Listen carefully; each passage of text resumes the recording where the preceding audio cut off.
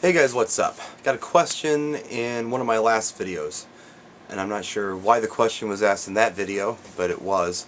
DJ Mark Cotter, who always asks interesting questions, asked, what is with this agent thing, Brian? What do you do this for? Why don't you just book the stuff yourself? I've never had an agent beating down my door in the 12 years I've been in business. What are you using an agent for?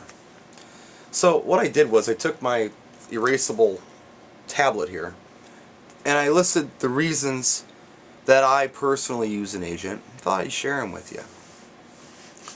Number one, it frees up time.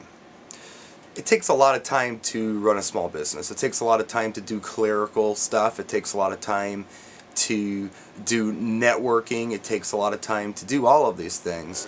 My agent takes care of all of that. Number two, I have no advertising budget, which is nice. If you ask a DJ how much money are they actually making on a gig, if you take into consideration the advertisement they paid for the year, chances are they're spending $100 to $150 being in the form of time and money to actually get the gig. I spend nothing.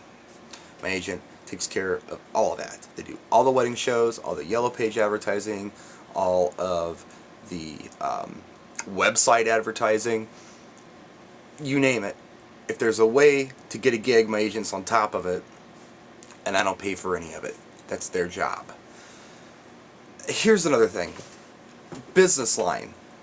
There's always somebody to answer the phone during business hours. I've got a friend, and I won't mention his name. He's a good friend of mine. I talk to him a lot. Most of the time when I call him, he doesn't answer the phone. Now maybe he's screening his calls and says, Brian Wright, don't want to talk to him. Don't think that's really the case. I think most of the time he's out of range, or he's on another call, or he's at a day job, or something.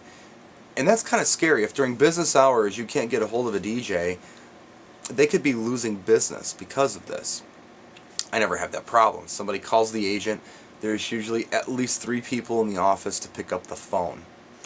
So the phone's usually always answered. That's a good thing. Again, no Yellow Page. I don't have to worry about the Yellow Pages. I don't have to maintain a business line. I don't have to maintain a website. None of that stuff. Networking meetings, something a lot of DJs do. Alan Robb's big on them. He spends a lot of time at networking meetings, and he's usually doing these networking meetings in the evenings on like Tuesday nights or Wednesday nights or something like that. And this is where he talks to wedding planners and maybe banquet facilities or just people who own businesses trying to get work. And my understanding is a lot of these business networking organizations only allow so many attorneys and so many cake makers and so many DJs into their organization. Al's probably got the whole city on lockdown on that anyway. But I do have an agent who is involved with networking meetings, and she goes to them and does her networking. I don't have to. So what I could do on Tuesday and Wednesday and Thursday night, instead of going to a networking meeting, I can go DJ Evolve and make some money. So that's a good thing. Wedding shows. The agency pays for all the wedding shows. If I can't make it to a wedding show, and I don't go to all the wedding shows, I go to a lot of them, but not all of them, I'm still represented at the show. And they're still handing out literature, they're still talking to clients, they're at every show. I'm there sometimes just to support the cause, but they are there whether I'm there or not. And they usually book a couple gigs per show for me personally. So that's a great thing. I don't have to pay for these wedding shows. Let's see. What else? Yes, this is a big one. When people call me on the phone asking about my DJ services, and it happens sometimes, I do get calls from people who I've known for a long time or whatever. They didn't go through the agent, they got me some other way. And they don't know me, I've just come as a recommendation. Well, tell us something about yourself. I hate that. I hate talking about myself. Because you can't come off arrogant. You can't come off like, oh, I'm the best, I do this, I do that, I do this, I do that. I would much rather have a third person telling someone about me than have me telling a person directly about me. I don't know, for some reason, it just works better that way. Especially when you're selling, when the product is you, It works better if someone else is selling you. They can meet with you, of course, after they've been sold on you and find out more about you, but the initial, I guess, consultation or the initial contact, it's always nice to have a third person talking about you. Think about that. That's a weird position to be in. Oh yeah, I'm great. I'm the best in town. I have all the best music. I have all the best lights. I am Milwaukee's favorite DJ. I am. You sound like an arrogant prick. So, I don't know. The third person, to me, works well. I don't know. A lot of people can do this without sounding like jerks. I probably can sometimes, can't other times.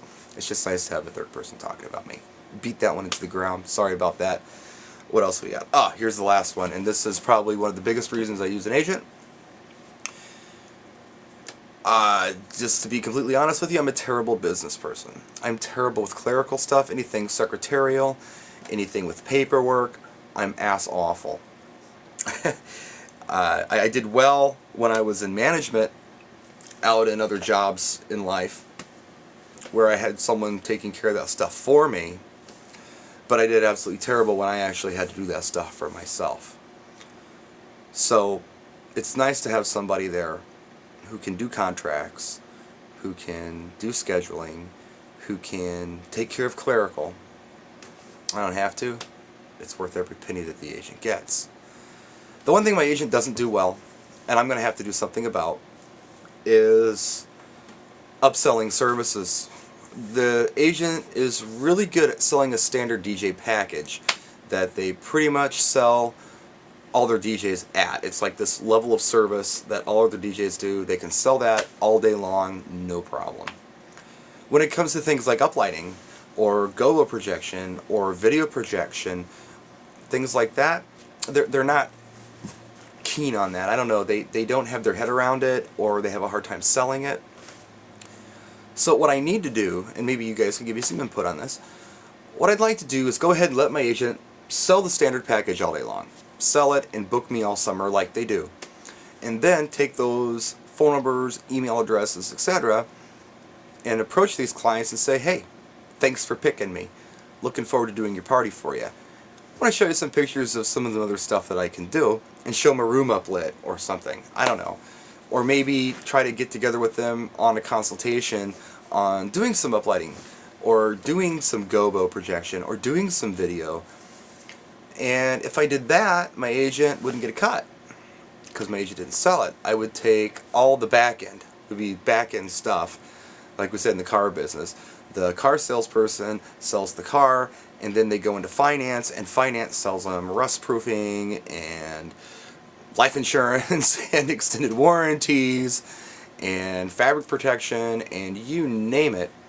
And finance makes all of that commission. The salesperson makes none of it. Back end sales. They've already bought the product, now you're selling them more stuff. That's what I think I want to get into. And that's something that I think I could definitely spend some time on and profit from. I've already got the client. I'm just presenting them with new stuff. So anyway, that's why I use an agent, and those are my thoughts on back-end residual sales with my agent. What do you think? Practice and enjoy.